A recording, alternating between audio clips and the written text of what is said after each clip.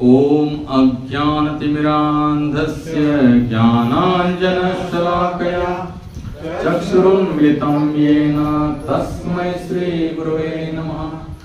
श्रीचैतन्यमनोभीष्टं स्थापितं येन भूतले स्वयं रूपः कदा मह्यं ददाति स्वपदान्तिकं।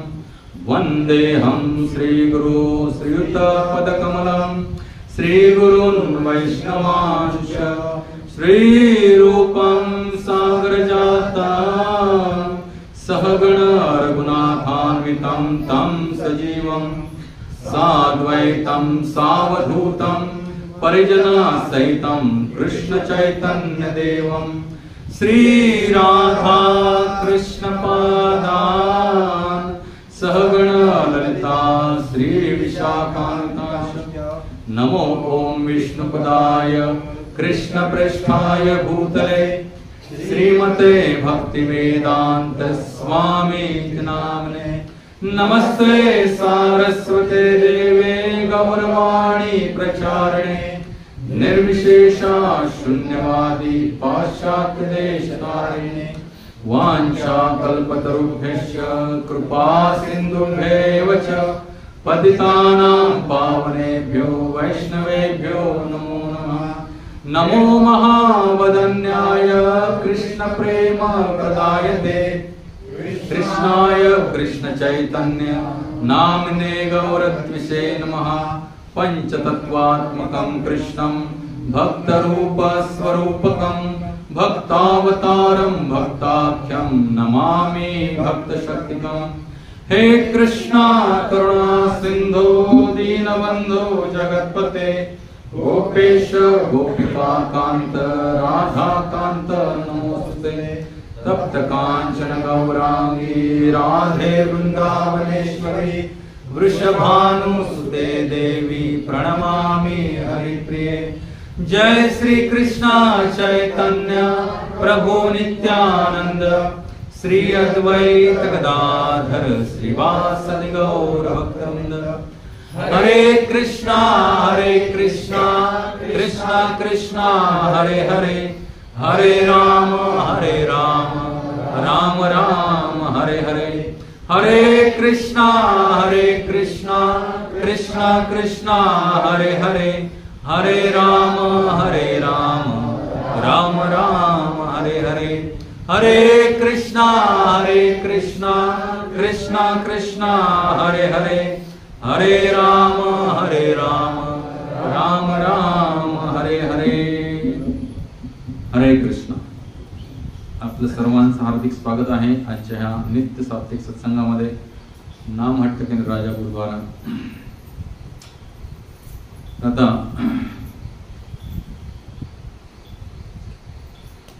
स्नान पौर्णिमा कधी कालच झाली ना, 21 तारखेला। तर स्नान पौर्णिमा झालेली आहे जगन्नाथांची आणि आता जगन्नाथ फिवर पास टाइम मध्ये आहे। दर्शन सगळ्यांना बंद असतं 15 दिवस जगन्नाथपुरीतील, कारण तिथं भगवंत आपल्या अतिशय घनिष्ठ काय म्हणजे आपण घरातल्या व्यक्तींबरोबर वास करतात हे 15 दिवस। दैतपती त्यांचे जे आहेत पुढे वंशावळ ते त्यांचे घरातील आप्तस्वकीय आहेत आणि त्यांच्यासोबत भगवान जगन्नाथ एकांतामध्ये वास करतात आणि हे लोक हे 15 दिवस त्यांची सेवा चाकरी करतात। आणि मग रथयात्रेच्या दिवशी किंवा आदल्या दिवशी जगन्नाथांना नवीन काय परिधान केलं जातं, अंगवस्त्र परिधान केलं जातं आणि मग जगन्नाथ सगळ्यांना आपलं दर्शन देतात, त्याला नेत्रोत्सव म्हणतात। आणि तो नेत्रोत्सव कसा असतो आणि त्या अनुषंगानं रथयात्रेच्या पूर्वी वैष्णव गौडीय संप्रदायामध्ये भक्तांची मानसिकता कशी असावी याबद्दल सुंदर पास टाइम स्वतः भगवान श्री चैतन्य महाप्रभू यांनी आपल्या लीलेद्वारे दाखवलेला आहे। आणि म्हणूनच त्यांना इथं म्हटलंय नमो महावदन्याय कृष्ण प्रेम प्रदाय ते कृष्णाय कृष्ण चैतन्य नामिने गौरविष्णु। हे सर्व उदार अवतार, हे सगळ्या अवतारातील उदार अवतार कोण आहेत तर कोण आहे? चैतन्य महाप्रभू. श्री चैतन्य महाप्रभूच्या रूपात प्रकट झालेले आपणच स्वयं कृष्ण आहात, श्रीकृष्ण आहात. आपण श्रीमती राधाराणींचा गौरवर्ण स्वीकार केला असून सर्वांना कृष्ण प्रेम प्रदान करणारे आहात. आमचा सादर प्रणाम स्वीकार करा. नमो महावदन्याय कृष्ण प्रेम प्रदायते कृष्णाय कृष्ण चैतन्य नामने गौरत विषय नमः. पंचतत्वात्मकं कृष्णं भक्त रूप स्वरूपकं भक्तावतारं भक्ताख्यम नमामि भक्त शक्तिकं. हे भगवान श्रीकृष्ण तुम्ही श्री चैतन्य महाप्रभूच्या रूपामध्ये आले. ते कसे आले? पंचतत्वांच्या रूपाने आलेले. इथं आपल्याला अल्टारच्या इकडे उजव्या बाजूला हात वर केलेले 5 जण दिसत आहेत, तर ते पंचतत्व आहे. कोण आहे त्याच्यामध्ये? सेंटरला आहे श्री चैतन्य महाप्रभू, आणि नंतर पंचतत्वात्मकम कृष्णम सेंटरला चैतन्य महाप्रभू, मग आहेत श्री नित्यानंद प्रभू भक्त स्वरूप, मग आहेत भक्तावतार श्री अद्वैताचार्य, आणि मग भक्त आहेत श्रीवास ठाकूर, आणि भक्त शक्ती श्री गदाधर पंडित. या पंचतत्वात्मकम श्रीकृष्णांना मी सादर प्रणाम करतो. श्री गदाधर पंडित हे साक्षात श्रीमती राधाराणींचे अवतार आहेत. तर आज आपण जगन्नाथ रथयात्रेबद्दल किती जणांना माहिती आहे थोडक्यात ऐकले तरी आहे त्याने हात वर करा. श्री जगन्नाथ रथयात्रा ऐकलंय? बरं. आणि किती जणांनी ऐकलेलं पण नाही अजिबात आजपर्यंत? त्याने हात वर करा. काय अडचण नाही, आम्ही पण ऐकलं नव्हतं इस्कॉन मध्ये याच्यामध्ये. ठीक. तर आज जगन्नाथ रथयात्रा जी आहे भारतभूमीवरती भारतवर्षामध्ये 4 प्रमुख धाम आहेत, बरोबर की नाही? वरती आहे उत्तरेला बद्रीनाथ, त्याच्यानंतर आहे द्वारकानाथ, त्याच्यानंतर दक्षिणेला आहे रामनाथ रामेश्वरम, आणि पूर्वेला आहे जगन्नाथपुरी. ही 4 प्रमुख धाम आहेत. आणि तुम्ही ती 4 धाम यात्रा म्हणतात ती वेगळी, ती गंगोत्री यमुनोत्री केदारनाथ ते वेगळं, दॅट इज डिफरंट थिंग. ते असंच नाव ठेवलेलं आहे, तिथल्या तिथे करायचं म्हणून ते 4 धाम. तसं नाही. 4 धामं जी आहेत जी अनादी काळापासून चालू झालेली आहेत, आणि आदि शंकराचार्यांनी इथे आपले 4 मठ स्थापन केले होते. ते म्हणजे उत्तरेला बद्रीनाथ, पश्चिमेला द्वारकानाथ तिथे वास करतात, दक्षिणेला रामेश्वरम जिथं धनुष्यकोडी आहे, लंका आणि भारत जिथं जोडला गेलेला आहे ते टोक म्हणजे रामेश्वरम. खूप सुंदर ठिकाण आहे, धाम आहे ते भगवंतांचं. आणि पूर्वेला आहे जगन्नाथपुरी धाम. तर असं म्हटलं जातं की भगवान श्रीकृष्ण रोज बद्रीनाथला उठतात, द्वारकेला येऊन काय करतात? पोशाख वगैरे करतात, आणि मग पुरीला येऊन प्रसाद ग्रहण करतात, आणि रामेश्वराला जाऊन काय शयन करतात. कारण जगन्नाथपुरीला अन्न ब्रह्म म्हटलं जातं. काय तिथे रोज उत्सव असू दे नसू दे, रोज 7,500 किलोचा राईस शिजवला जातो. किती? 7,500 किलो, म्हणजे जवळजवळ 80,000 ते 1,00,000 लोक भरपेट जेवू शकतील असं रोज. आणि तेवढ्याच प्रमाणात डाळ, तेवढ्याच प्रमाणात सब्जी, तेवढ्याच प्रमाणात स्वीट्स, बिलकुल 56 भोग असतो भगवंतांना. हा उत्सव असेल तर ते काही विचारूच नका. रोज लाख लोक जरी आली तरी उपाशी जाणार नाही, म्हणून त्याला अन्न ब्रह्म म्हणतात. जसं पंढरपूरला नाद ब्रह्म म्हणतात. तिथं टाळ मृदुंगाचा नाद सदैव दुमदुमत असतो आकाशामध्ये, त्याला नाद ब्रह्म म्हणतात. तर ह्या अशा जगन्नाथपुरीमध्ये साक्षात भगवान श्रीकृष्ण विराजमान आहेत. जगन्नाथ, बलदेव आणि सुभद्रा ह्या रूपामध्ये. बलदेवजी त्यांचे बंधू, मोठे बंधू बलरामजी, आणि सुभद्रामाई त्यांची बहीण, आणि दोघंही अशा भाववेश रूपामध्ये तिथे विराजमान आहेत. ज्यांना अजिबात काय माहित नाही त्यांनी आपलं YouTube channel pure devotion Marathi subscribe केलाय. चॅनल सबस्क्राईब केलाय. हरे कृष्ण. जाऊन सबस्क्राईब करा YouTube चॅनल, तुम्हाला रोज पाठवतो ना मी, मग ते सबस्क्राईब करायचं, व्ह्यू चॅनलमध्ये जायचं आणि प्लेलिस्टमध्ये जावा. प्लेलिस्टमध्ये जगन्नाथ महात्म्य म्हणून फोल्डर आहे, त्याच्यामध्ये बरेच लेक्चर्स आहेत, ती ऐका ध्यानपूर्वक. लक्षात, खूप लेक्चर्स आहेत जगन्नाथ महात्म्यावर, खूप सुंदर सुंदर लीला, जशा पंढरपूरच्या विठ्ठलानं आपल्या भक्तांबरोबर केल्या तशा तेच श्रीकृष्ण आहेत जगन्नाथपुरीमध्ये आपल्या भक्तांबरोबर खूप सुंदर सुंदर दिव्य भावलीला आजही करतात. आणि त्यांचा मोठा रथयात्रा महोत्सव असतो 9 दिवसांचा. तर तो यावर्षी 7 जुलै पासून सुरुवात होईल. आणि प्रोजीने परवा प्रश्न विचारला होता, हा रथयात्रा उत्सव जो असतो तो 9 दिवसांचा असतो, पैकी 1 दिवस जायला 1 दिवस यायला आणि 7 दिवस जगन्नाथ गुंडीच्या मंदिरमध्ये महावेदीवरती विराजमान असतात. कधी कधी 6 दिवस पण असतात, कारण जायला कधी कधी 2 दिवस पण लागतात. स्टॉप घेतला त्यांनी, रथ हलत नाही, पुढे जात नाही, त्यांच्या मनात नसलं तर जात नाही पुढे. हो ना बाबा, गेल्या वर्षी पण तसंच झालं, रात्री थांबले होते. त्यांच्या मनाचे मालक आहेत ते, त्यांच्यावरती कोणी जबरदस्ती करू शकत नाही. त्यांना वाटलं आज थांबायचे, काही भक्त येत आहेत, काही भक्तांना जवळून दर्शन झालं नाही, हिरमुसलेहून घरी गेले, परत लॉजवर रात्री येऊन माझं दर्शन घेतली, थांबतात ते रस्त्यात वाट बघत, लीला करतात सुंदर, भक्तांसाठी लीला करतात. तर अशी ही रथयात्रा म्हणजे ऍक्च्युली त्यात ते सांगत बसलो तर गुंडीच्या मार्जन हा चॅप्टर जो आहे तो तसाच राहतो. खूप सगळ्या डिटेल गोष्टी आपण सांगितलेल्या आहेत, तुम्ही श्रवण करा. तर आज आपण गुंडीच्या मंदिर मार्जन हा 5 टाइम पाहूया. श्री चैतन्य महाप्रभू हे साक्षात भगवान श्रीकृष्ण आहेत, दुसरे कोणीच नाहीये.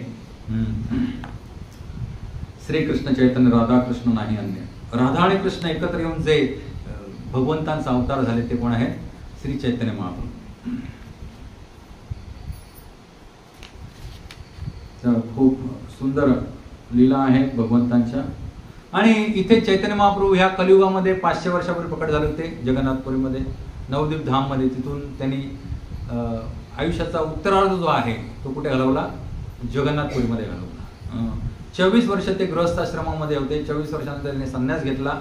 24 वर्षातील 18 वर्ष ते जगन्नाथपुरीत वास्तव्य केले आणि 6 वर्ष दक्षिण भारत यात्रा, वृंदावन यात्रा वगैरे असं केले. तर 18 वर्ष भगवंताने आपली कुठे घालवली? जगन्नाथपुरीमध्ये. त्यामुळे जगन्नाथपुरी धाम हे सर्वश्रेष्ठ धाम आहे, कारण तिथं ऍट गिवन एनी टाइम दोन भगवंतांचे अवतार एकत्र एकाच वेळी कार्य करत असतात. एक म्हणजे जे राधाराणींच्या विरहामध्ये भावविभोर झालेले भगवान श्रीकृष्ण जगन्नाथ रूप धारण केलेले आहेत.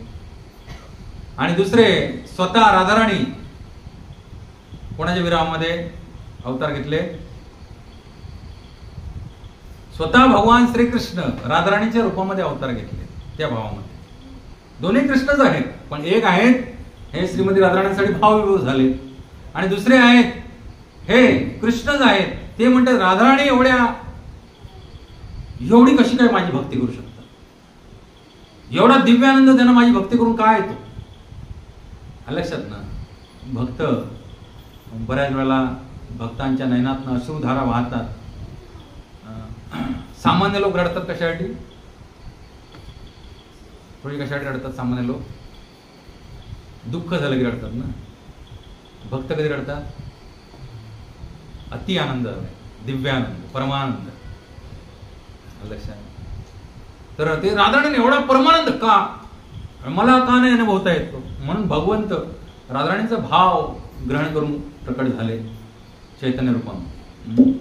म्हणून भक्ताच्या रूपात प्रकट झाले. त्यांनी डिक्लेअर नाही केलं की मी भगवंत आहे. सगळ्यांना माहिती होतं की ते भगवंत आहेत, कारण भगवंत कोणाला उपटसुंबाला म्हणता येत नाही. त्यांच्याबद्दल शास्त्रामध्ये वर्णन, इव्हन भागवतामध्ये पण वर्णन केलेलं आहे. कृष्ण वर्ण पिशा कृष्ण सांगोपांगास्त्र पार्श्व, स्पष्ट वर्णन केलेलं आहे अनेक शास्त्रामध्ये चैतन्य महाप्रभूंचं. त्यांचं आगमन कधी होणार, त्यांचे आई वडील कोण असणार, ते काय लीला करणार, सगळं सांगितलेलं आहे.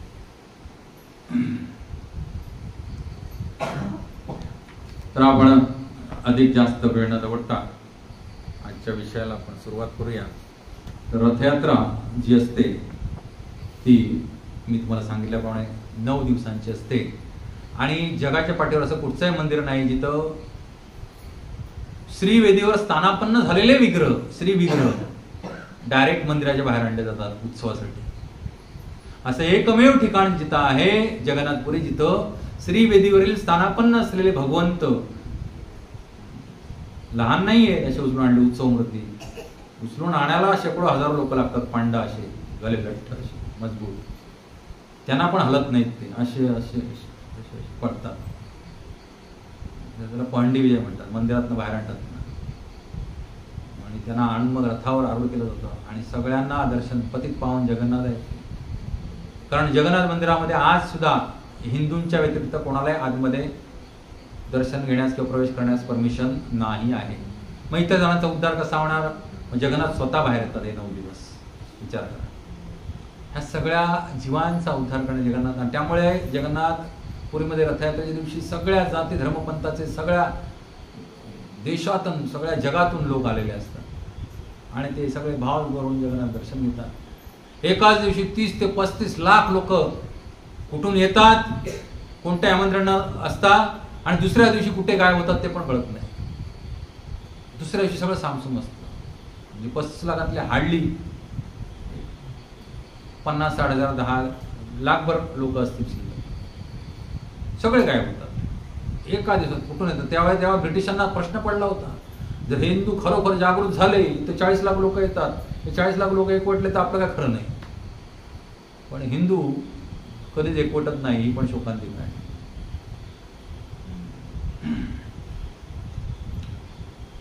हरे कृष्ण. तर रथयात्रा चालते. जगन्नाथांचं जे मंदिर आहे, प्रमुख मंदिर, त्याला श्री मंदिर म्हणतात.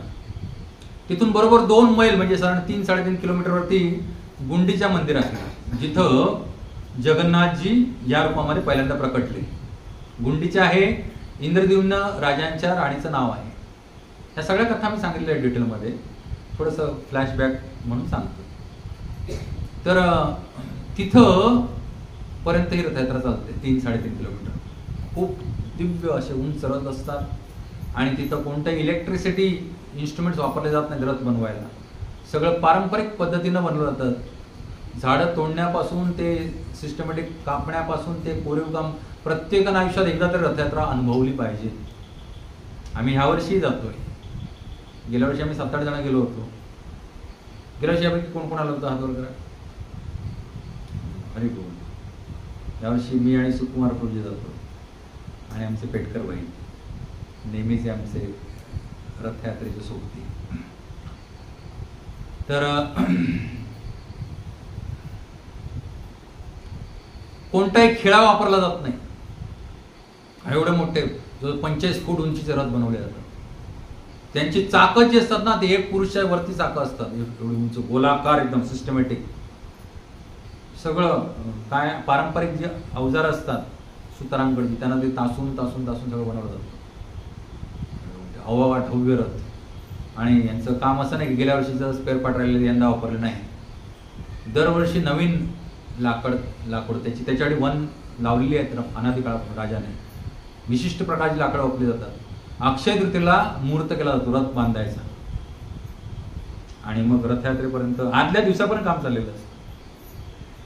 खरंच हे अक्षय तृतीया ते हा कालावधी पूर्ण जाऊन तिथं राहून हे सगळं अनुभवलं पाहिजे भक्ताने. आणि मग तिथून रथयात्रेच्या दिवशी रथ निघतात आणि मग एक एक करून संध्याकाळी गुंडीच्या मंदिरपर्यंत पोहोचतात. तर हे रथयात्रा हे द्योतक आहे की भगवान श्रीकृष्णांना काय करणं, आपल्या हृदयामध्ये खेचून आणणं. हा भाव आहे त्याच्यामध्ये. हा गोपींचा भाव आहे. जसं भगवान श्रीकृष्ण 10.5-11 वर्षाचे असताना वृंदावन सोडून गेले आणि पुन्हा परत कधी झाले नाही येतो म्हणून सांगितलं. सगळ्या गोपी राधाराणींसकट विरामध्ये व्याकुळ होत्या आणि मग एक दिवस कुरुक्षेत्री त्यांना कळलं की भगवान श्रीकृष्ण तिकडे येणार आहेत. सूर्यग्रहणाचा दिवस होता. यज्ञ करण्यासाठी, स्नान करण्यासाठी ब्रह्मकुंडामध्ये. तर हे वृंदावनातले लोक सुद्धा सगळे कुठे गेले? कुरुक्षेत्री गेले. तर तिथे भगवान श्रीकृष्ण राधाराणी या प्रमुख गोपींना दिसले, पण ते कोणत्या रूपामध्ये? राजवेशामध्ये. आणि त्यांना भगवान श्रीकृष्ण कोणत्या रूपामध्ये पाहिजे होते? ब्रजेंद्र नंदन, वृंदावन विहारी त्रिभंग ललित श्याम सुंदर भगवान श्रीकृष्ण. कारण तिथे ना मोर मुकुट होता, ना बासरी होती, काही नव्हतं, ना वैजयंती माला होता तो काय होता, राज पोशाख होता. आणि त्या पोशाखामध्ये गोपींना भगवान श्रीकृष्ण नको होते. त्यांना कसं म्हणजे आत्मीयतेनं कसं भेटणार, मनोमन त्यांनी आलिंगन दिलं आणि मग मनोमनच त्यांनी काय सुंदर रथांची निर्मिती केली आणि भगवंतांना त्याच्यावरती बसवलं आणि खेचत ते त्यांना घेऊन जाऊ लागले. तर तो भाव आहे भगवान श्रीकृष्णांना आपल्या हृदयामध्ये स्थानापन्न करणं, त्यांना बोलवणं की या तुम्ही माझ्या हृदयामध्ये स्थानापन्न व्हा, हा भाव आहे. आणि मग ते जे आपलं हृदय जे आहे हे गुंडीच्या मंदिरा समान आहे आणि त्या गुंडीच्या मंदिरामध्ये अनादिकाळचे अनर्थरूपी घाण काय आहे साठलेली आहे आणि त्याचं मार्जन केलं गेलं पाहिजे रथयात्रेच्या अगोदर, बरोबर की नाही. अशी सुंदर ही रथयात्रा हे प्रतीक आहे प्रेमाचं, भगवंतांना प्रसन्न करून आपल्या हृदयामध्ये कायमस्वरूपी विराजमान करून घेण्याचं. तर इथं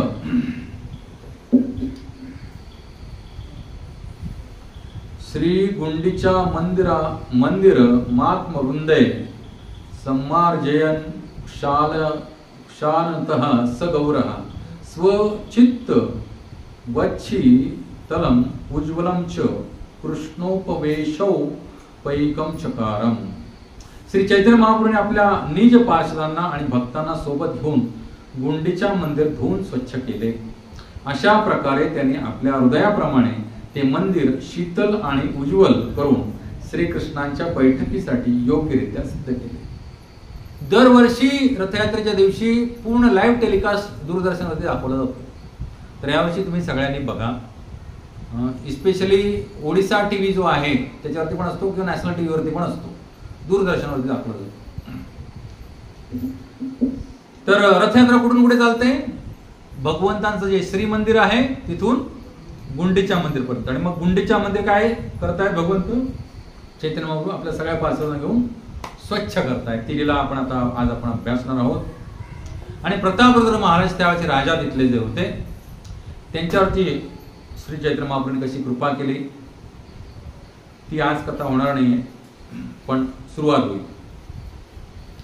जय जय गौरचंद्र जय नित्यानंद जयाद्वैत चंद्र जय गौर भक्तवृंद. श्री गौरचंद्रांचा जय जयकार असो, श्रीमन नित्यानंद प्रभूंचा जय जयकार असो, श्री अद्वैत प्रभूंचा जय जयकार असो, गौर भक्तांचा जय जयकार असो. जय जय श्रीवासादि गौर भक्तगण शक्ती देह करी येन चैतन्य वर्ण. श्रीवास ठाकुरादी श्री चैतन्य महाप्रभूंच्या भक्तांचा जय जयकार असो.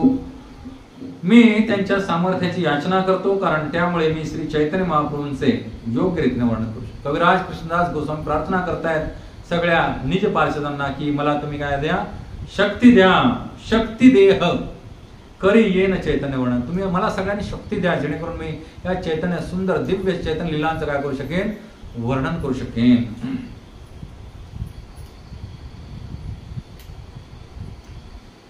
पूर्वे दक्षिण आहे ते प्रभू एबे आयला, तारे मिलिते गजपती उत्कंठित हायला. खूप बंगाली भाषेमध्ये आहे, खूप सुंदर. श्री चैतन्य महाप्रभू दक्षिण भारत यात्रेहून जगन्नाथपुरीत परत आले तेव्हा ओडिशा प्रांताचे राजा प्रतापरुद्र महाराज त्यांच्या भेटीसाठी अतिशय उत्कंठित झाले. संन्यास घेतल्यानंतर भगवंत जगन्नाथपुरीत आले आणि मग जगन्नाथपुरीतून कुठे गेले, दक्षिण भारत यात्रेला गेले. आणि ते किती दिव्य भगवंतांचे भक्त, साक्षात भगवंत याची लीला कथा कोणाच्या कानावर पोचली होती, प्रतापरुद्र महाराज. कारण त्यांचे आध्यात्मिक गुरु कोण होते, सार्वभौम भट्टाचार्य, आणि त्यांच्या थ्रू त्यांना ही सगळी लीला कथा कळली होती. त्यामुळे प्रतापरुद्र महाराज त्यांच्या भेटीसाठी आतुर झाले. जेव्हा चैतन्य महाप्रभू दक्षिण भारत यात्रा 6 वर्ष संपून कुठे आले, पुन्हा जगन्नाथपुरीत आले. कटक है ते पत्री दिल सार्वभौम ठाई, प्रभू राज्य हाय यदि देखी बारे याय.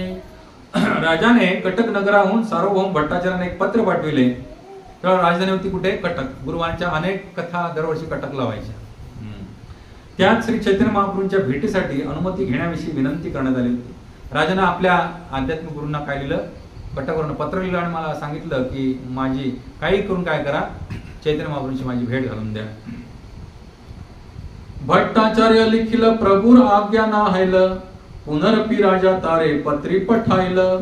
सार्वभौम भट्टाचार्यांनी राजाला पत्र लिहिले की श्री चैतन्य महाप्रभूंनी तशी अनुमती दिलेली नाही आहे. तदनंतर राजाने भट्टाचार्यांना पुन्हा पत्र पाठविले, परत पत्र लिहिलं. प्रभूर निकटे आछे येत भक्तगण, मोर लागिता साबार करिह निवेदन. त्या पत्रात प्रतापरुद्र महाराज लिहिले होते की श्री चैतन्य महाप्रभूंच्या जवळ असणाऱ्या सर्व भक्तांना विनंती करा आणि माझ्या वतीने त्यांना निवेदन द्या. सगळे जे निकटवर्ती भक्त आहेत ते सगळ्यांना विनंती करा, माझ्या काही करून मला काय द्या, माझी भेट घडून आणा. सई सब दयालु मोरे हया सदैव, मोर लागे प्रभू पदे करिबे विनय. जर श्री चैतन्य महाप्रभूंच्या संगतीतील सर्व भक्त अनुकूल होऊन माझ्यावर दया करतील तर ते श्री चैतन्य महाप्रभूंच्या पादपद्माशी माझे निवेदन सादर करतील. बघा इथं वैष्णव सिद्धांत सांगितला. आपण डायरेक्ट भगवंताला अप्रोच करू शकत नाही. आपल्याला भगवंतांची कृपा पाहिजे असेल तर आपल्याला कोणाचा आधार घेतला पाहिजे, वैष्णवांचा आधार घेतला पाहिजे. वैष्णवांच्या कृपेनेच आपण भगवत प्राप्ती करू शकतो, त्यांनी कृपा केली तर. ता सवार प्रसादे मिले श्री प्रभू पाय, प्रभू कृपा विना मोर राज्य नाही बाय.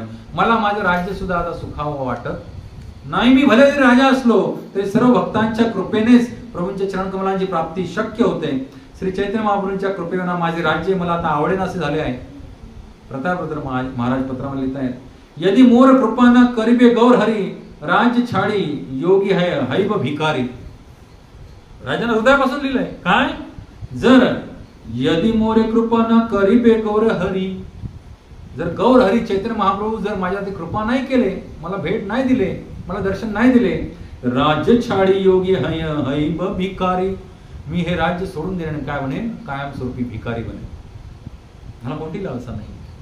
जर गौर हरी चैतन्य महाप्रभू मला दर्शन नाही दिलं, भेट नाही दिली तर मी राज्याचा परित्याग करेन आणि मी भिकारी बनेन. भट्टाचार्य पत्र देखील चिंतित हया, भक्तगण पाश गेला सेई पत्र लया. राजाचे असे पत्र पाहून चिंतित झाले. भट्टाचार्य ते पत्र घेऊन भक्तांकडे गेले. सार्वभौम भट्टाचार्याने सर्व भक्तांची भेट घेतली आणि त्यांना राजाची इच्छा कळविली. पश्चात सर्वांच्या निश्चितीसाठी ते पत्र त्यांनी सर्वांना दाखविले. सर्वांनी ते पत्र वाचल्याने राजा प्रतापरुद्रांची श्री चैतन्य महाप्रभूंच्या पादपद्माशी असलेली दृढ भक्ती पाहून सर्व भक्तांना मत आश्चर्य वाटले. सगळ्या भक्तांनी ते पत्र वाचलं आणि पाहिलं की प्रतापरुद्र महाराज एवढ्या ऐश्वर्यामध्ये रथ असताना सुद्धा त्यांची एवढी भक्ती आहे कोणाच्या चरणी, चैतन्य महाप्रभूंच्या चरणी, आणि ते हक्का बक्का राहिले एकदम. सबे कहे प्रभु तारे कबू ना मिलिबे, आम्ही सब कही यदि दुःख से मानिबे. भक्तांनी आपले मत मांडले. ते म्हणाले श्री चैतन्य महाप्रभू कधी राजाची भेट घेणार नाहीत आणि आम्ही सर्वांनी जर त्यांना राजाची भेट घेण्याविषयी विनंती केली तर त्यांना निश्चितच मोठे दुःख होईल. सगळ्या भक्तांनी सांगितलं चैतन्य महाप्रभू राजाची भेट घेणार नाहीत. कारण कोण आहेत ते, संन्यासी. चैतन्य महाप्रभू कोण आहेत, आता या लीलेमध्ये संन्यास त्यांनी ग्रहण केलेला आहे.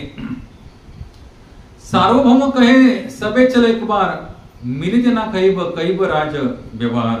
सार्वभौम भट्टाचार्य म्हणाले आपण सगळे प्रभूंकडे पुन्हा एकदा जाऊ, परंतु आपण त्यांना राजाला भेटण्याविषयी विनंती करायची नाही तर राजाची चांगल्या व्यवहाराचे केवळ वर्णन करू. बघा आध्यात्मिक गुरु किती कृपाळू असतात आपल्या शिष्यावरती. सगळ्यांना म्हणून सांगितलं तरी सार्वभौम भट्टाचार्य विनंती करतायत की आपण जाऊया, चला at least there is some chance, आपण जाऊन राजाचं गुणगान करूया. तो किती भक्तीमध्ये रत आहे तो. येत बली सभे गेला महाप्रभू स्थाने, काही ते उन्मुख सभे ना कहे वचने. अशा निर्णयावर येऊन ते सर्वजण श्री चैतन्य महाप्रभूंच्या निवासस्थानी गेले. ते सर्वजण बोलण्यास अतिशय उत्सुक होते, परंतु कोणी एक शब्द उच्चारला नाही. सगळेजण जाऊन शांत राहिले. चैतन्य महाप्रभूंकडे गेले आणि शांत राहिले. प्रभू कहे की कही ते साबार आगमन, देखिए कही ते चाह ना कह की कारण. श्री चैतन्य महाप्रभू त्यांना विचारले की तुम्ही सगळेजण इथे काय सांगण्यासाठी आला आहात. सगळे आलायत तर खरं, आणि असं कधी गप्प राहत नाही तुम्ही आल्यानंतर. तुम्हाला काही सांगावायचे आहे असे मला दिसते, परंतु तुम्ही काही सांगत नाही. याचे कारण काय, तर नित्यानंद काय तो मायच्या आहे निवेदिते, ना कहिले रहिते नारी कहिते भय चित्ते. नित्यानंद प्रभू म्हणाले आम्ही तुम्हाला काही सांगू इच्छितो, नाही बोललो तरी आम्हाला मूक बसून राहणे शक्य नाही, तरी देखील सांगण्याचे भय वाटत आहे. तर आम्हा सगळ्यांना तुम्हाला एक निवेदन करायचे आहे, ते योग्य असो किंवा अयोग्य कृपया ऐकून घ्या. तुमची भेट झाली नाही तर राजा भिक्षू होण्याची इच्छा आहे राजाची. काय इच्छा आहे? तुमची जर भेट नाही झाली तर राजा काय म्हणणार आहे? भिक्षुक बनणार आहे, आणि साधा सुद्धा भिक्षुक नाही बनणार आहे. काणे मुद्रालयी मुई हाईब भिकारी, राज्य भोग नहे चित्ते बिना गौर हरी. काणे मुद्रालयी, मी कानामध्ये कंकण घालणार आहेत. काणे मुद्रा म्हणजे हस्तिदंतापासून बनवलेले कंकण, हातीचे जे सुळे असतात त्याच्यापासून कापून रिंग असते पांढरीची, मग ती घालण्यासाठी कानाला केवढं मोठं चित्र पाहावं लागेल. मग त्याला असे जे जो भिकाऱ्यांचा गट आहे त्याला कानफाटा भिकारी म्हणतात किंवा कानफाटा संन्यासी. कारण ते काणे मुद्रा म्हणजे हस्तिदंतापासून बनवलेले ते कंकण घालण्यासाठी कान जवळजवळ कापून घ्यावे लागतात पूर्ण असे उभे, त्याला कानफाटा संन्यासी म्हणतात. तर राजाने भिक्षुकाचे चिन्ह असणारे हस्तिदंताच्या कर्णमुद्रा घालून भिक्षुक होण्याचे ठरवले आहे. तुमच्या चरणकमलाचे दर्शन होत नसेल तर त्याला राज्याचा उपभोग घेण्याची अतप्पर इच्छा नाही. जर तुम्ही तुमच्या चरणकमलांचं त्याला दर्शन देणार नसाल तर राजाला त्या राज्य करण्याचा अजिबात इच्छा नाही आहे. तो कानफाटा योगी बनणार आहे, सर्वस्व त्याग होळी करून तो निघून जाणार आहे. हरे कृष्ण हरे कृष्णा हरे कृष्णा कृष्णा कृष्णा हरे हरे, हरे राम राम राम हरे हरे.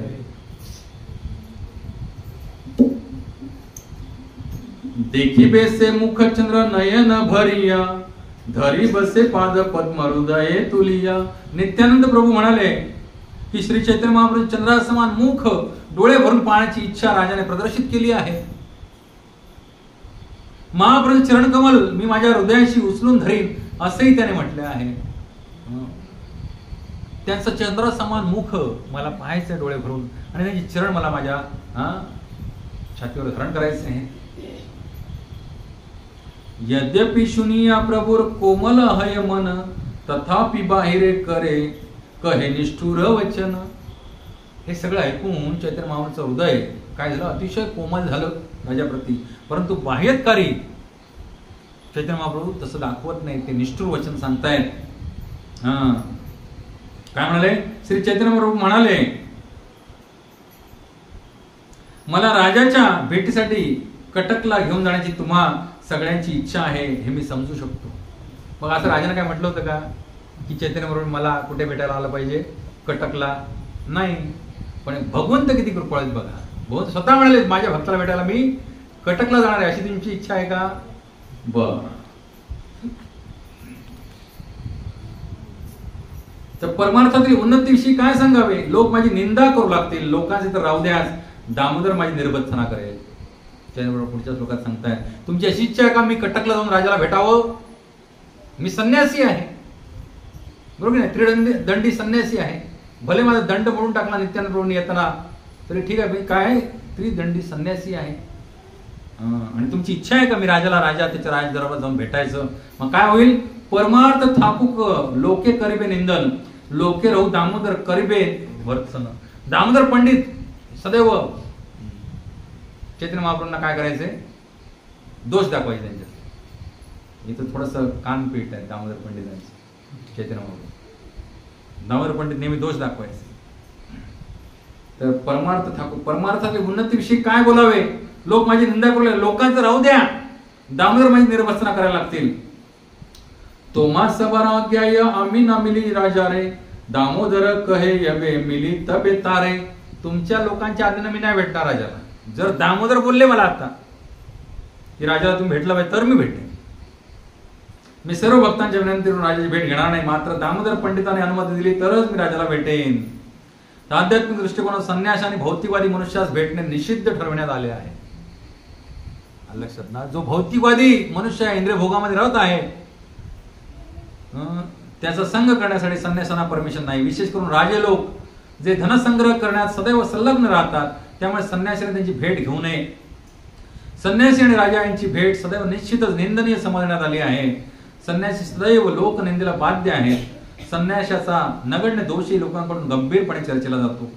संन्यासाने आध्यात्मिक प्रचार करावा आणि सामाजिक किंवा राजकीय गोष्टीत भाग घेऊ नये अशी लोकांची वास्तविक अपेक्षा असते. संन्यासी जर लोकनिंदेला बाध्य झाला तर त्याचे प्रचार करे सफल होत नाही. मुळात संन्यास का घेतला तो चैतन्य महाप्रभूंनी? की अनेक लोक त्यांच्या चरणी अपराध करत आणि ऑथॉरिटिव्हली कोण त्यांचं श्रवण करत नव्हते. आणि म्हणून मोठ्या प्रमाणात प्रचार करण्यासाठी चैतन्य महाप्रभूंनी एवढ्या यंग एजमध्ये 24 वर्षी काय घेतला, संन्यास घेतला. पत्नी होती त्यांची, तरी पण त्यांनी संन्यास घेतला.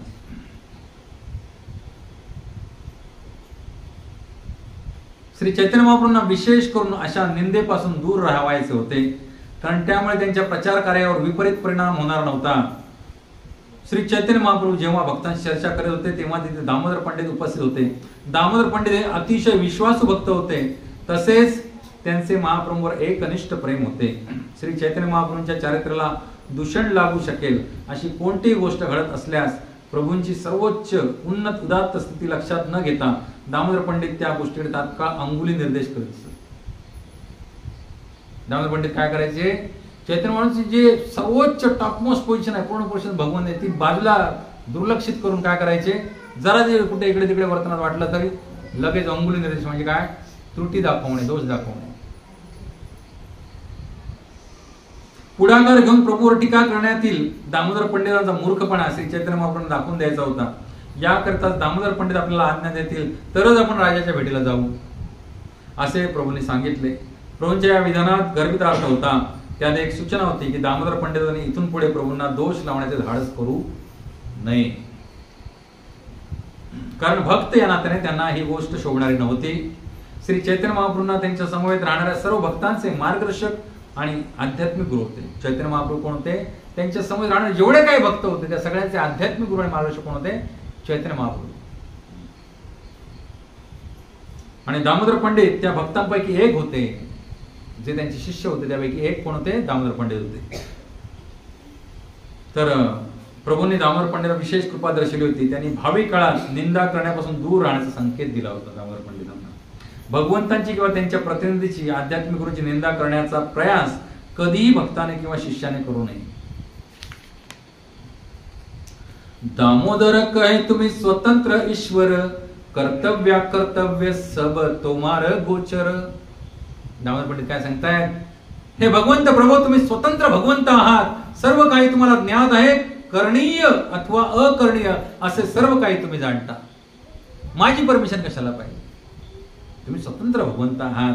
दामोदर कहे तुम्ही स्वतंत्र ईश्वर, कर्तव्य अकर्तव्य सब तुम्हाला गोचर. गोचर म्हणजे तुम्हाला ज्ञान आहे. आम्ही कोण शूद्र जीव तोमा के विधी दिब, आपण मिली बेतारे ताहा ओ देखीब. मी काय केवळ एक शूद्र जीव आहे, तुम्हाला दिग्दर्शन करण्याचे माझ्यात काय सामर्थ्य आहे. तुम्ही तुमच्या व्यक्तिगत इच्छेने राजाची भेट घ्याल, मी ते पाहीन. इथं भविष्यवाणी करतात दामोदर पंडित, तुम्ही निश्चित कृपा कराल राजावर आणि ते तुमच्या स्वतःच्या इच्छेने तुम्ही भेट घ्याल आणि मी ते त्याचा साक्षीदार मी असेन. राजा तुम्हारे स्नेह करे तुम्ही स्नेहवश, तार स्नेह करावे तारे तुम्हार परश. खूप सुंदर सांगतात भगवान आणि भक्ताचं नातं कसं असतंय.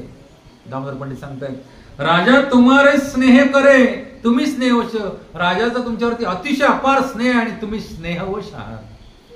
तुम्हाला केवळ प्रेम बंद पाशानच बांधता येतं, जसं यशोदामाईनं बांधलं, बरोबर की नाही. दामोदर लीला झाली तेव्हा यशोदामाई उखाळा बांधली भगवान श्रीकृष्ण.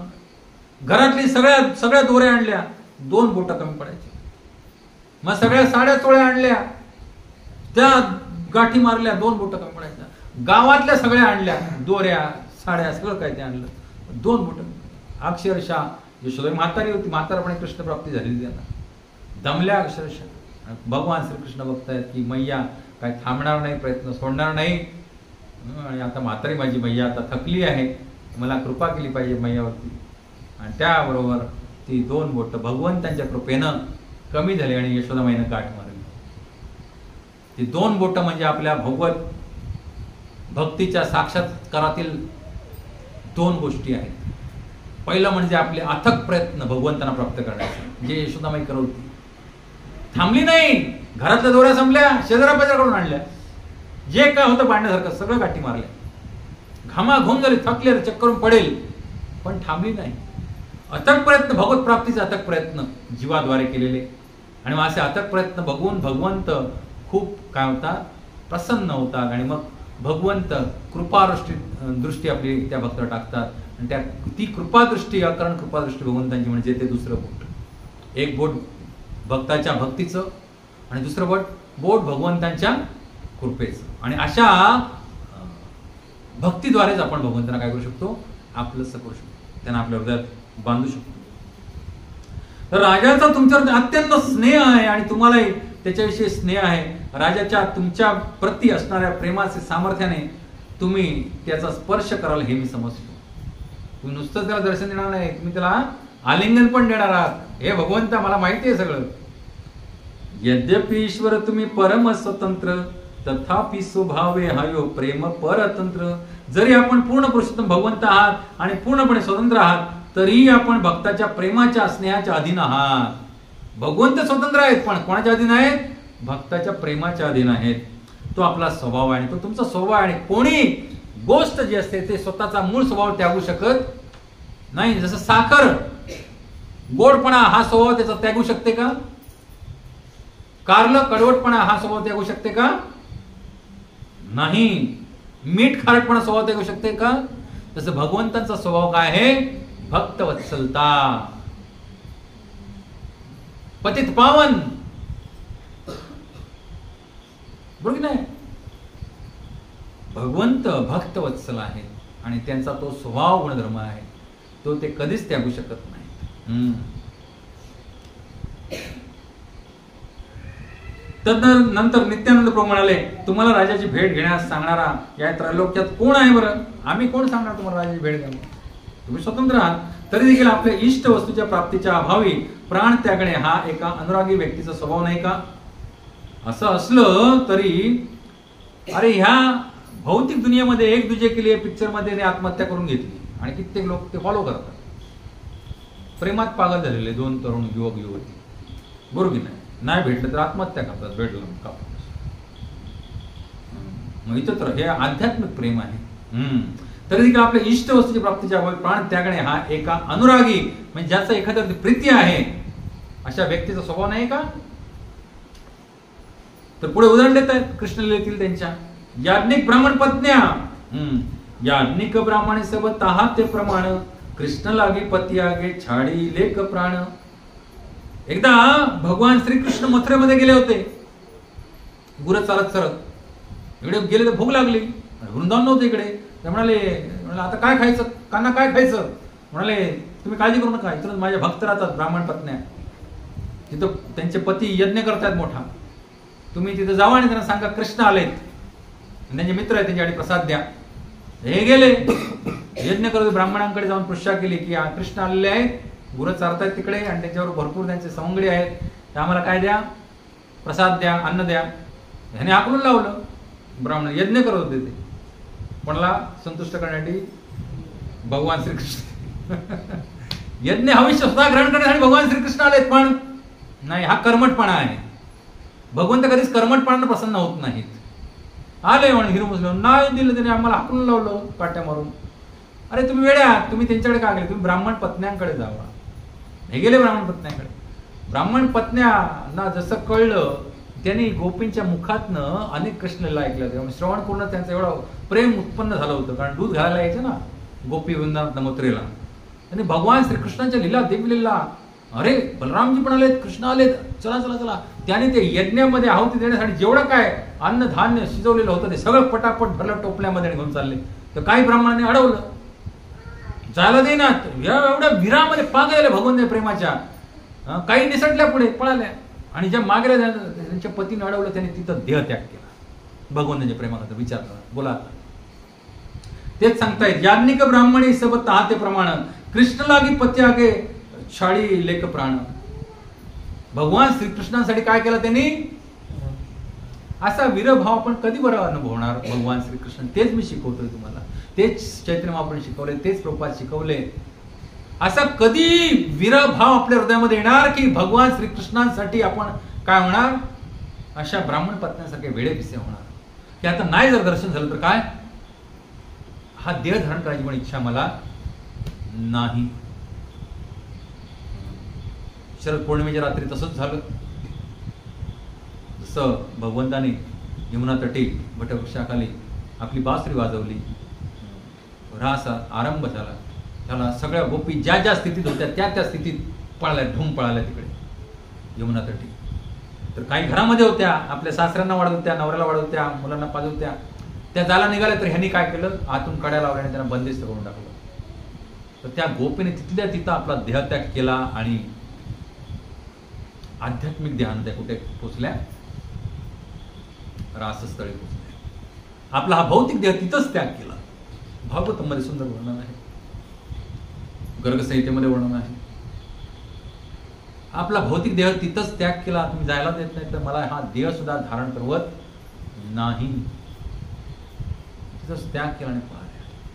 असं आपण सत्संगासाठी लालायत असलं पाहिजे. भगवान श्रीकृष्णांच्या सत्संगासाठी एवढं आपण आतुर असलं पाहिजे की हा आपल्या हातातली सगळी कामं. अहो तुम्हाला सांगतो, असं सुंदर वर्णन आहे, ज्याला बासरी वाजवली भगवंतानी त्याला काही गोपी काय करत होत्या, शेणी थापत होत्या. तशाच उठल्या आणि पळाल्या. काही गोपी ड्रेस घालत होत्या, त्याने वरचा ड्रेस खाली घातला, खालचा ड्रेस वर घातला. काही गोपी काजळ लावत होत्या, एकाच डोळ्यात काजळ घातलं आणि पळाल्या तशाच. काही गोपी आपल्या सासऱ्याला वाढत होत्या, त्याने भाजीच्या ऐवजी मीठ वाटलं आणि पळाल्या तशाच. सासरा म्हणतो, हे काय झालं. आपल्या हातात असलेलं प्रत्येक काम टाकून भगवंताने बोलवलंय, भक्ताने बोलवलंय, चला पळायला पाहिजे. हा भाव असला पाहिजे आपल्याला. दुनियेत अनेक आडमेळी येणार आपल्या समोर, अनेक आडमेळी येणार, सत्संगात जाण्यापासून परावृत्त करणारे. आपण सगळ्यामध्ये दोष बघायला लागणार नाही. हे आपलं अनादी काळाचे अनर्थ आहेत जे आपल्या आडवे येतात. त्यांच्या मस्तकावरती पाय ठेवून उडी बनून पळायला पाहिजे. पादोपसर्पणम, सर्पाच्या गतीने.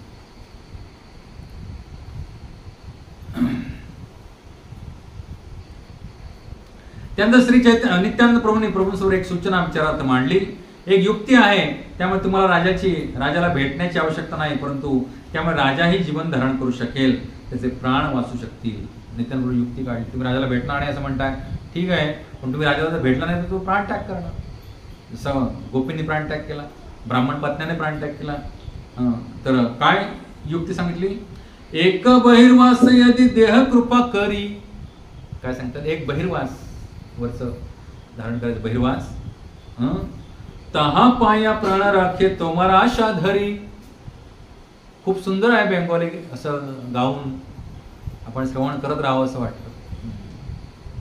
एक बहिर्वास यदि देह कृपा करी तहा पाया प्राण राखे तोमारा आशा धरी. जर तुम्ही राजाकडे आपले एक बहिर्वस्त्र पाठवलं वरती धारण करायचं. संन्यासी दोन वस्त्र गुंडाळतात शक्यतो, एक आतमध्ये लंगोट असतो, वरती मग आंतरवस्त्र, बहिर्वस्त्र आणि वरती एक उपर्ण.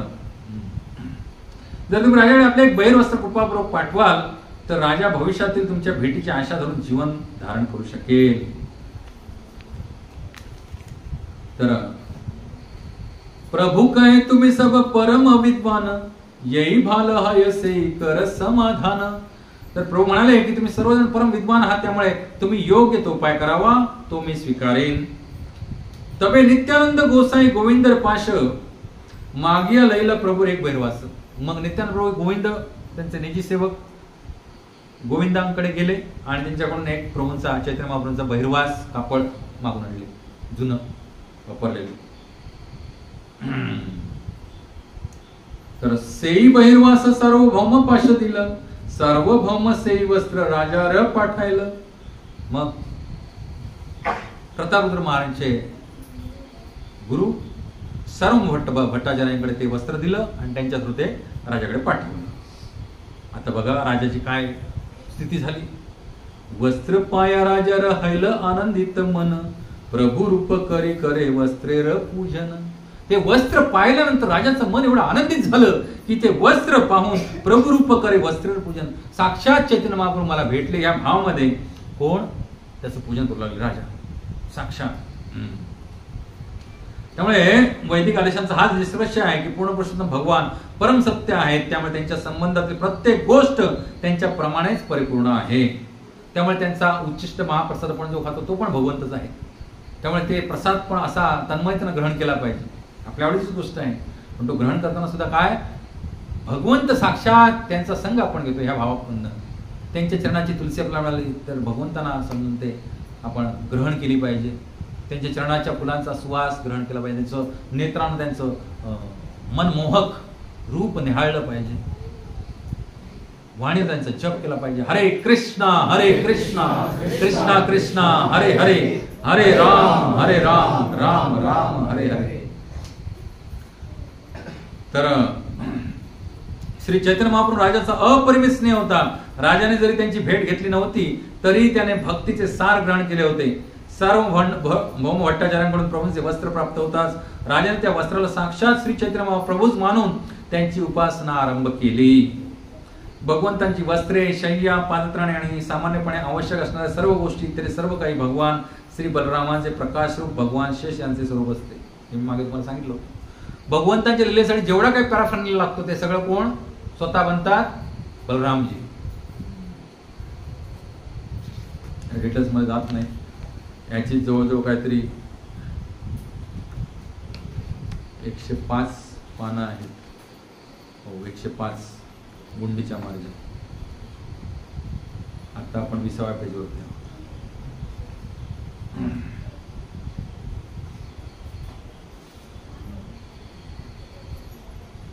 इथे एक श्लोक आलाय तो वाचूया आपण.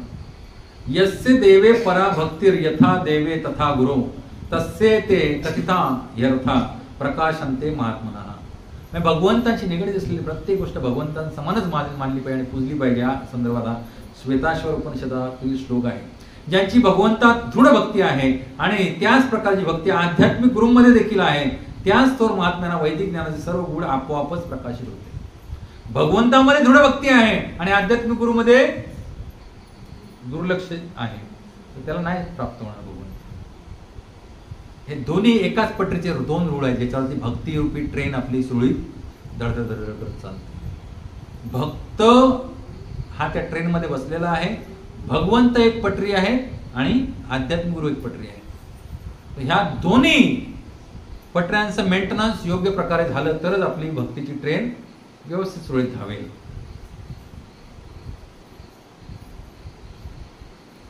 रामानंद राय यबे दक्षिण आहे ते आईला प्रभू संगे रहित राजा के निवेदेला. त्याच्यानंतर रामानंद राय जे होते ते नोकरी सोडून कुठून आले, दक्षिण भारतात इकडे आले.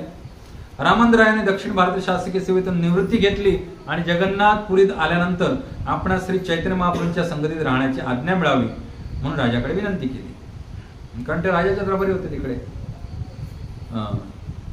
तबे राजा संतोषे तारे आज्ञा दिला आपणी मिलन लागी साधिते लागिला. तर राजाने त्यांना आनंदाने अनुमती दिली आणि श्री चैतन्य महाप्रभूंची आपली भेट घडवून आणण्याची व्यवस्था करण्याविषयी त्यांना आग्रह केला. तर प्रतापरुद्र महाराज रामानंद रायांना म्हणाले, श्री चैतन्य महाप्रभूंनी तुमच्यावर अगाध कृपा केली आहे म्हणून मला भेट देण्यासाठी तुम्ही महाप्रभूंकडे अवश्य प्रार्थना करा. तर राजा आणि रामानंद राय हे दोघे जण संगतीने जगन्नाथपुरीत जेव्हा परत आले तेव्हा रामानंद राय श्री चैतन्य महाप्रभूंना भेटले. तर राजा आणि रामानंद राय कुठे आले, कटकवरून जगन्नाथपुरीत आले. तर रामानंद राय जाऊन चैतन्य महाप्रभूंना भेटले. तर त्यावेळी रामानंद रायांनी राजाच्या प्रेम भक्तीविषयी श्री चैतन्य महाप्रभूंसमोर प्रसंगानिमित्ताने चर्चा केली. तसेच ज्या ज्यावेळी संधी मिळाली त्या त्यावेळी त्यांनी राजाच्या प्रेमाविषयी प्रभूंना वारंवार जाणीव करून दिली. राजमंत्री रामानंद व्यवहारे निपुण राजप्रीती कही द्रवाईल प्रभुर्मन. अशा प्रकारे रामानंद राय हे कुशल राजमंत्री होते. ते व्यवहारात अतिशय निपुण होते आणि त्यांनी श्री चैतन्य महाप्रभूंसमोर राजाच्या प्रेमाची थोरवी वर्णन केली आणि त्यांचे हृदय हळूहळू द्रवविले. लक्षात. हेच कार्य आपल्यासाठी आपले आध्यात्मिक गुरु भगवंतांच्या चरणी करत असतात. भले ठीक आहे किती काय त्याच्यामध्ये गुणदोष असू दे पण भगवंता हे राधाराणी कृपया तुम्ही काय करा याचा स्वीकार करा. तोच आध्यात्मिक गुरु. ना की स्वतःचीच पूजा करून स्वतःलाच देवत्व प्राप्त करून काय करतोय, भक्तांचं शोषण करतोय, आपल्या शिष्यांचं शोषण करतोय. तो आध्यात्मिक गुरु नाही. आध्यात्मिक गुरु तोच आहे जो आपल्यावर आश्रित सगळ्यांचा योग कोणाशी जोडून आणेल, परम सत्य भगवान पूर्ण पुरुषोत्तम भगवान श्रीकृष्णांशी जोडून आणेल. तोच खरा आध्यात्मिक गुरु. उत्कंठा ते प्रताप रुद्र नारे रही बारे रामानंद साधिले न प्रभुर मिली बारे. प्रतापरुद्र राजांची उत्कंठा इतकी वाढली होती की त्याला प्रभूंच्या दर्शनाविना जीवन असह्य झाले होते. म्हणून रामानंद रायाने राजाकरिता प्रभूंच्या भेटीची व्यवस्था कुशल युक्तीने केली. श्री रामानंद रायाने श्री चैतन्य महाप्रभूंना प्रार्थना केली, कृपा करून केवळ एकदा तुमचे चरण कमल राजाला दाखवा, बस एकदा वन्स, तेवढी राजाची इच्छा आहे. तर प्रभू कहे रामानंद कह विचारिया, राजा के मिली ते युया संन्यासी हया. श्री चैतन्य महाप्रभू म्हणाले, प्रिय रामानंद, संन्यासी होऊन राजाची भेट घेणे ही गोष्ट यथायोग्य आहे काय? तुम्ही सांगताय मला एकदा राजाची भेट घ्या, यावर सखोल विचार करून मला सांगा. राजार मिलने भिक्षु केर दुई लोक नाश, पर लोक रहू लोके करे उपहास. जर भिक्षुकाने राजाची भेट घेतली तर त्याचे इहलोक आणि परलोक दोन्ही नष्ट होतील. दिव्य जग तर सोडा, संन्यासी जर राजाची भेट घेऊ लागला तर या जगात लोक त्याचा उपहास करतील. पण आजकालचे तथाकथित आध्यात्मिक गुरु, त्यांच्या दारामध्ये सगळ्यात जास्त कोण असतात? सगळे राज्यकर्ते असतात. भविष्य सांगा, आम्ही या निवडणुकीत जिंकणार, किती मताधिक्यानं जिंकणार,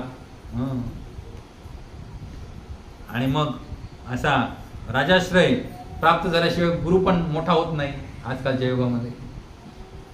ज्याच्याकडे जेवढे राजे जास्त तेवढा तो गुरु मोठा. त्याला असं सगळं चाललेलं आहे. तर संन्यासी जर राजाची भेट घेऊ लागला तर या जगात लोक त्याचा उपहास करतील. रामानंद राय म्हणाले, प्रभू तुम्ही परम स्वतंत्र आहात, तुम्ही दुसऱ्या कोणाच्या अधीन नाही, त्यामुळे तुम्हाला कोणाचे भय आहे? प्रभू कहे आम्ही मनुष्य आश्रमे संन्यासी. त्यावर उत्तर दिलं प्रभूंनी, काय? प्रभू कहे आम्ही मनुष्य आश्रमे संन्यासी. मी मनुष्य लीला करतो आणि यामध्ये काय, मी संन्यास आश्रम धारण केलेला आहे. काय मनोवाक्य व्यवहारे भयवासी. आणि काया, मन आणि वाक्य हे रामानंद रायाने प्रभूंना भगवंत असे संबोधले. तेव्हा त्यांना विरोध दर्शित प्रभू म्हणाले, मी पूर्ण प्रसन्न भगवंत नाही, मी केवळ एक सामान्य मनुष्य आहे. त्यामुळे मी व्यवहारात काया वाचा मन लोकांच्या विचारांचे भय धरणारा आहे मनाद्वारे. तर पुढे सांगतायत चैतन्य महाप्रभू, शुक्ल वस्त्रे मसी बिंदू येच्छे ना लुकाय, संन्यासी रे अल्पछिद्र सर्व लोके गाय.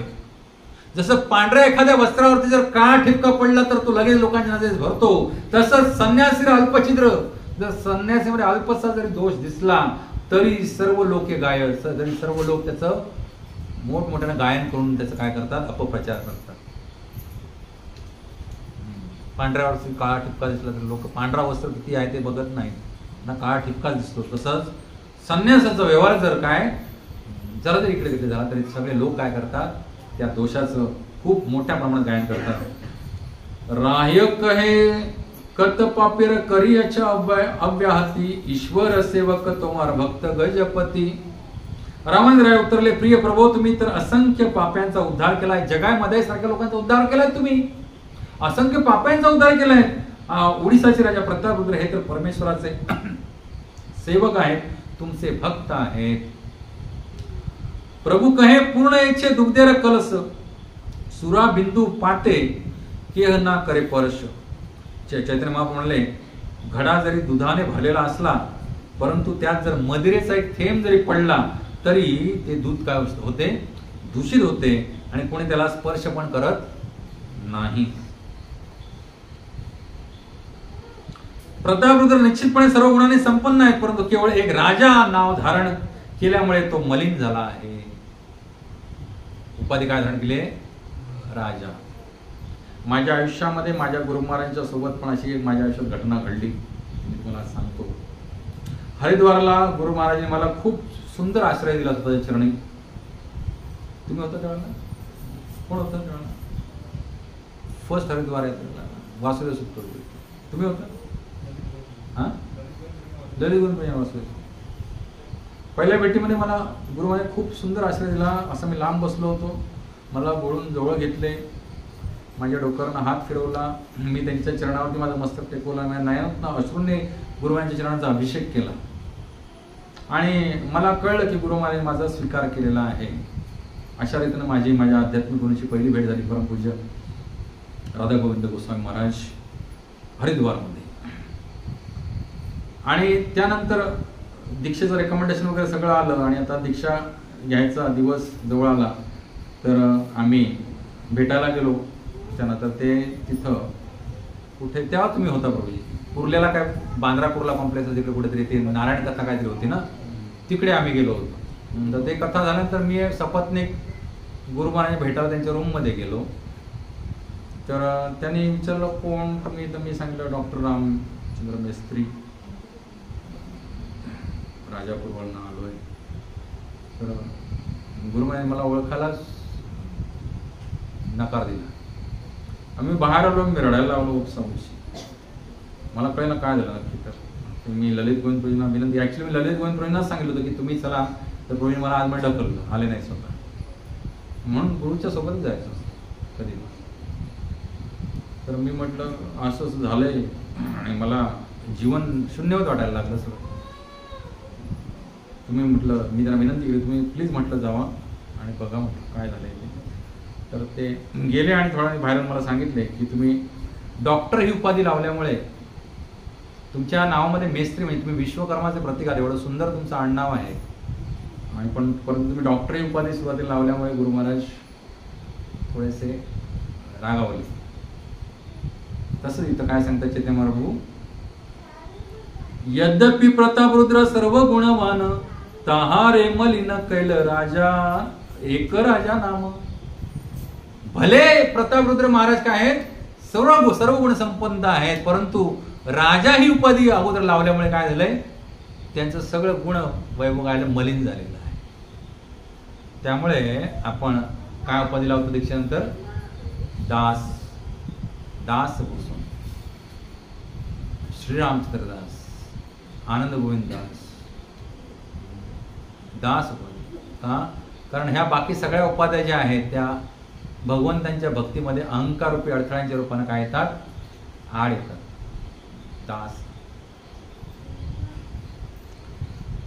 तथापि तुम्हार यदि महाग्रह हय, तबे आणि मिला तुम्ही ताहा अर्थ नय. तथापि राजाने मला भेटावे असा जर तुमचा अत्याग्रह असेल तर तुम्ही त्याच्या पुत्राला माझ्या भेटीसाठी घेऊन या.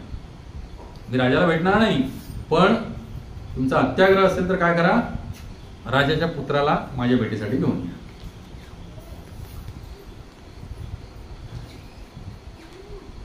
आत्मा वै जायते पुत्र येई शास्त्रवाणी, पुत्रेर मिलने येन मिलिबे आपणी. शास्त्रामध्ये सूचित केले की पुत्र पित्याचे प्रतिनिधित्व करतो, पिता आणि पुत्रामध्ये काय भेद नाही. त्यामुळे राजपुत्राची माझ्याशी भेट झाली तर राजाची माझ्याशी भेट झाल्यासारखीच होईल. तर पुढे तेव्हा श्री चैतन्य महाप्रभूंशी झालेल्या चर्चेची सूचना देण्यासाठी रामानंद राय राजाकडे गेले आणि प्रभूंच्या आज्ञेप्रमाणे राजाच्या पुत्राला भेटीसाठी घेऊन आले. सुंदर राजार पुत्र श्यामल वर्ण. आता राजाचा पुत्र खूप सुंदर आहे आणि त्याचा वर्ण कोणता आहे, भगवान श्रीकृष्णांसमान श्यामल वर्ण आहे. किशोर वयस दीर्घ कमल नयन. आणि किशोर वयाचा आहे, 16 वर्षांचा झाला आहे आणि कमला समान दीर्घ नेत्र आहे, आकर्ण, रंग सावळा आहे. आणि त्याच्यावरती वस्त्रप्रवण काय घातलेत, पितांबर धरे अंगे रत्न आभरण. श्रीकृष्ण स्मरण तेह हैला उद्दीपन. पितांबर धरे अंगे रत्न आभरण. आणि त्या राजकुमार काय घेतलंय, पितांबर नेसलेला आहे आणि अंगावरती रत्न अलंकार घातलेले आहेत. आणि श्रीकृष्ण स्मरण तेह तह हैला उद्दीपन. राजकुमाराने पितांबर धारण केले आहेत, अंगावर रत्नांचे अलंकार घातले आहेत. त्याला पाहताच प्रत्येकाला श्रीकृष्णांचे स्मरण होत होते. जसं राजकुमार आतमध्ये आला तसं सगळ्यांना श्रीकृष्णांचं काय व्हायला लागलं, स्मरण व्हायला लागलं. कारण रंग सावळा भगवान श्रीकृष्ण आणि पितांबर नेलाय, आकर्ण असे नेत्र आहेत सुंदर, आणि अलंकार घातलेले आहेत आणि किशोर वयीन आहे. तारे देखी महाप्रभू कृष्ण स्मृती हैल, प्रेमावेशे तारे मिले काही ते लागील. आणि त्याला पाहता क्षणी चैतन्य महाप्रभूंना कृष्ण स्मृती झाली आणि प्रेमावेशे तारे मिली काही ते लागली. आणि प्रेम भाव वेशानं त्याने राजकुमारला भेटून प्रभू चैतन्य महाप्रभू म्हणू लागले, येई महाभागवत याहार दर्शने, व्रजेंद्र नंदन स्मृती हाय सर्वजने. येई महाभागवत, हा महाभागवत आहे, त्याला पाहून व्रजराज नंदन पूर्ण पुरुषोत्तम भगवान श्रीकृष्णांचे सर्वांना स्मरण होत आहे. चैतन्य महाप्रभू काय म्हणाले की हा महाभागवत आहे, कारण ह्याला पाहून सर्वांना कोणाचं स्मरण होतंय, व्रजेंद्र नंदन भगवान श्रीकृष्णांचं काय होतंय, स्मरण होत आहे. त्यामुळे हा खूप महाभागवत आहे, छोटासा बालक आहे तरी पण. श्रील भक्तिसिद्धांत सरस्वती ठाकूर आपल्या अनुभभाष्यात सांगतात की भौतिकवादी लोक शरीर आणि मनाला चुकीने भौतिक सुखास्वादनाचा स्रोत मानतात. अर्थात ते जीवनाची भौतिक संकल्पना स्वीकारतात. प्रतापरुद्र महाराजांच्या पुत्राला तो एक भौतिकवादी व्यक्तीचा पुत्र आहे म्हणून भौतिकवादी संकल्पनेने श्री चैतन्य महाप्रभूंनी वागले नाही आणि त्यांनी स्वतःला भोगताही मानले नाही. भगवंतांच्या सच्चिदानंद दिव्य रूपाला भौतिक शरीराप्रमाणे कल्पून मायावादी लोक मोठी चूक करतात. तथापि दिव्यत्वात भौतिक प्रदूषण नाही, तसेच भौतिकतेत दिव्यत्वाची कल्पना करणेही शक्य नाही. जडाला चेतन म्हणून स्वीकारता देखील येत नाही. तर जडवादी मायावादी जडात भगवत रूपाची कल्पना करतात. जरी त्यांच्या संकल्पनेप्रमाणे ब्रह्म हे रूपरहित अनंत आहे तरी हे केवळ मानसिक तर्क आहेत. श्री चैतन्य महाप्रभू जरी भगवंत आहेत तरीही त्यांनी स्वतःला गोपीच्या स्तरावर ठेवले. त्यांनी राजपुत्राला प्रत्यक्ष नंदनंदन ब्रजेंद्र नंदन हरी म्हणून स्वीकारले. बघा इथे चैतन्य महाप्रभू साक्षात कोण आहेत? भगवान श्रीकृष्ण आहेत. तरी पण त्यांनी स्वतःला कोणाच्या भावामध्ये ठेवलं? गोपींच्या भावामध्ये ठेवून राजकुमाराला कोणत्या भावाने पाहतायत? ब्रजेंद्र नंदन श्री हरीच्या रूपामध्ये, भगवान श्रीकृष्णाच्या रूपामध्ये ते त्याचं दर्शन करतायत. त्यांनी राजपुत्राला प्रत्यक्ष नंदनंद ब्रजेंद्र म्हणून स्वीकारले. वैदिक संस्कृतीच्या दिग्दर्शनानुसार ही निर्दोष दृष्टी आहे. भगवद्गीतेतून याची पुष्टी होते. भगवद्गीतेमध्ये एक अध्याय 5वा अध्याय 18व्या श्लोकामध्ये आलंय की विद्या विनय संपन्ने ब्राह्मणे गवी हस्तिनी सुनेचेव शोपाकेच पंडिता समदर्शना. की जो विद्या विनय संपन्न आहे म्हणजे जो साधू पुरुष आहे खरोखर, तो एक ब्राह्मण, एक गाय, एक हत्ती, एक कुत्रा आणि एक कुत्र्याचं मांस खाणारा चांडाळ, एक स्त्री, या सगळ्यामध्ये काय? पंडिता समदर्शना. त्या सगळ्यामध्ये तो काय बघतो? भगवंतांचं स्वरूप बघतो. परमात्मा रूपामध्ये त्याचं दर्शन करतो प्रत्येकाच्या अंतर्मनात. तो खरा साधू, जो सगळ्यामध्ये भगवंताचं अस्तित्व पाहू शकतो, तो खरा साधू. विद्या विनय संपन्ने ब्राह्मणे गवी हस्तिनी. शुनी म्हणजे कुत्रा, शोपाग म्हणजे कुत्र्याचं मांस खाणारा चांडाळ. ह्या सगळ्यामध्ये पंडिता समदर्शना. वैष्णव तत्वज्ञानाप्रमाणे परम सत्याचा असा स्वीकार केला जातो. मुंडकोपनिषद आणि कठोपनिषद या दोन्ही उपनिषदात या तथ्याचे स्पष्टीकरण अशा शब्दात करण्यात आले आहे की नायमात्मा प्रवचनेन लभ्यो न मेधया न बहुना श्रुतेन यमे वैश्य वृणुते तेन लभ्यस्य तस्येष आत्मा विवृणुते तनुस्वाम. बघा खूप सुंदर आहे हे विवेचन. परमप्रभू केवळ कुशल स्पष्टीकरण केल्याने किंवा प्रकांड विद्वत्तेने अथवा अत्याधिक श्रवणाने प्राप्त होतात असे नाही. म्हणजे प्रभू कोणत्या गोष्टी प्राप्त होत नाहीत की केवळ कुशल स्पष्टीकरण. एखादा विद्वत्ता पण काय करतोय? संस्कृत भाषेवरती प्रवचन करतोय, भागवतावरती प्रवचन करतोय, नाही त्यांना नाही होत प्रभू प्राप्त. प्रकांड विद्वत्ता आहे त्याच्याकडे, सगळे श्लोक मुखोद्गत आहेत, सगळे वेद पाठ आहेत, उपनिषद पाठ आहे, सगळं काय उपयोग नाही. आणि अत्याधिक श्रवण केलं एखाद्यानं बसून तरी प्राप्त होत नाही. प्राप्त होतील असं नाही. ज्याला ते प्रभू स्वतः निवडतात, काय सांगितलंय? ज्याला ते प्रभू स्वतः निवडतात तोच त्यांना प्राप्त करतो. अशा व्यक्तीसाठी ते स्वतःच आपले रूप प्रकट करतात. त्यामुळे तुम्ही सगळे भाग्यवान आहात. मी राजेश प्रभूंना हे लिहित होतो की you do not know how much fortunate you all are. ज्या दिवशी तुम्हाला कृष्ण तत्वज्ञान तत्वता कळेल तर तुमच्यासारखा अलौकिक दिव्यानंदामध्ये रत असलेला व्यक्ती दुनियेत दुसरा कोणी असणार नाही. हे कृष्ण तत्वज्ञान तत्वता जाणलं पाहिजे, त्यासाठी मेहनत लागेल ना. इथलं सामान्य भौतिक डिग्र्या प्राप्त करण्यासाठी आपण एवढा जीवाचा आटापिटा करतो आणि विधभर पोटासाठी आपण मरतो. तर हे अलौकिक असं दिव्यानंद दिव्यत्व प्राप्त करण्यासाठी आपल्याला थोडंफार कष्ट करावे लागते. ते इथं सांगितलंय की ज्यांना पण इच्छा होते भगवंतांनी बच्चा लीला नाम रूप गुण लीला श्रवण करायची, भक्ती करायची, जप करायचं, सत्संगात जायचं, हे तुम्ही भाग्यवान जीव आहात. ब्रह्मांड भ्रमिते कोण भाग्यवान जीव म्हणून तो आज मी श्लोक टाकला होता संध्याकाळी. गुरु कृष्ण कृपा प्रसादे पायी भक्तीलाचा अभिषेक. अरे ब्रह्मांडामध्ये अनेक जीव आपल्या कर्माने भ्रमण करतायत. हा ब्रह्मभुवना लोका फिरतायत सगळीकडे. ह्या ब्रह्मांडात त्या ब्रह्मांडात ह्या ब्रह्मांडात पाताळ लोकात स्वर्ग लोकात वरती भोर लोकात ब्रह्मलोक सगळे फिरतायत. ब्रह्मांड भ्रमिते कोण भाग्यवान जीव? पण अशा अनेक अनंत कोटी जीवामध्ये एखादा कोणी भाग्यवान जीव असतो ज्याला भगवंतांची कृपा, अकारण कृपा म्हणतात त्याला, कॉजलेस मर्सी, अकारण कृपा. आणि भगवंत अकारण कृपा करतात कोणावर? आपल्या भक्तांना. तुम्ही त्यांचं काय केलं पाहिजे असं त्यांची इच्छा नसेल, अकारण कृपा करतात. आणि आपल्या अशा भक्तांवरती भगवंत अकारण कृपा करतात. तर आपण जाणलं पाहिजे, जर आपल्याला भक्तीची थोडीफार गोडी लागली तर भगवंताने काय केलं, आपल्याला स्वतःहून हँडपिक केलेलं आहे. हरे कृष्णा कृष्णा कृष्णा हरे हरे, हरे राम राम राम हरे हरे, हरे कृष्णा कृष्णा कृष्णा हरे हरे, हरे राम राम राम हरे हरे, हरे कृष्ण. तर परमप्रभू केवळ कुशल स्पष्टीकरण केल्याने किंवा प्रकांड विद्वत्तेने अथवा अत्याधिक श्रवण केल्याने प्राप्त होत असे नाही. ज्याला ते प्रभू स्वतः निवडतात तोच त्यांना प्राप्त करतो. अशा व्यक्तीसाठी ते स्वतःच आपले रूप प्रकट करतात. भगवंत त्याला साक्षात्कार देतात आपल्या रूपाचा. जळी स्थळी काष्टी पाषाणी सगळीकडे, जसं अक्रूरजी आणायला गेले होते वृंदावन मध्ये, बरोबर की नाही? कंसानं पाठवलं होतं त्यांना, जा आता घेऊन ये कृष्ण बलरामांना. त्याला अक्रूरांचा हा भाव होता की त्यांना सगळीकडे कोण दिसत होते? केवळ किंवा भगवान श्रीकृष्ण दिसत होते सगळीकडे.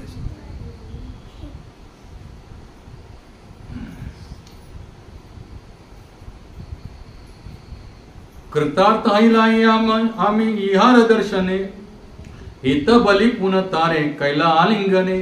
या बालकाचे दर्शन करून मी कृतार्थ झालो आहे असे म्हणून प्रभूने त्या बालकाला पुन्हा आलिंगन दिले. किती राजाचं भाग्य किती मान आहे बघा. लक्षात, कारण शास्त्र सांगतात, भागवतामध्ये सांगितलंय, सगळ्या शास्त्रामध्ये सांगितलंय, पुत्र आणि पित्यामध्ये भेद नसतो. पुत्र हाच पित्याच्या रूपानं जन्माला येतो. प्रभू स्पर्शे राजपुत्रे राहिलं प्रेमावश्य, स्वेद कंप अश्रुस्तंभ पुलक विशेष. आणि चैतन्य महाप्रभूंचा स्पर्श झाला, चैतन्य महाप्रभूंना पुत्र राजपुत्र आलिंगन दिल्यावर बरोबर त्या राजपुत्राच्या अंगामध्ये अष्टसात्विक भाव प्रकट झाले. बस आलिंगन दिलं, काय प्रकट झाले आणि पुढे काय केलं त्यांना पहा. श्री चैतन्य महाप्रभूंचा स्पर्श होता, राजकुमार प्रेमाविष्ट झाला आणि त्याच्या शरीरावरती स्वेद कंप अश्रुस्तंभ पुलक इत्यादी भगवत प्रेमाचे विशेष सात्विक भाव प्रकट झाले. आणि पुढे काय करू लागला तो? कृष्ण कृष्ण कहे नाचे करे रोदन. तो मोठ्या रडू लागला. काय म्हणून? मगाशी मी सांगितलं, आपण काय रडतो? काहीतरी भौतिक अघटित घडलं की रडतो, किंवा आपल्याला काय मिळालं नाही की म्हणतो. हा कशाला रडायला लागला? मोठा रोदन करू लागला. कृष्ण कृष्ण कहे नाचे करे रोदन. मोठ्याने रोदन करू लागला, रडू लागला. तार भाग्य देखीस लागा करे भक्तगण. राजपुत्र प्रेमाने रडू लागला आणि हे कृष्ण असे नामोच्चारण करीत नाचू लागला. त्याच्या शरीरावर अष्टसात्विक भाव आणि त्याचे रुदन नर्तन त्याचा नामोच्चारण पाहून सर्व भक्त त्याच्या सौभाग्याची स्तुती करू लागले. बघा, त्यामुळे भक्ती कोणाला कधी प्राप्त होईल ना, ह्याचं गणित आपण करू नये. आजपर्यंत तो कोणता एक राजपुत्र होता सामान्य. आज ह्या क्षणाला चैतन्य महाप्रभूला आलिंगन दिल्यावर काय झालं? तो एक वरिष्ठ भक्ताच्या स्तरावर येऊन पोहोचला एका क्षणात. यालाच म्हणतात अकारण कृपा भगवंताची.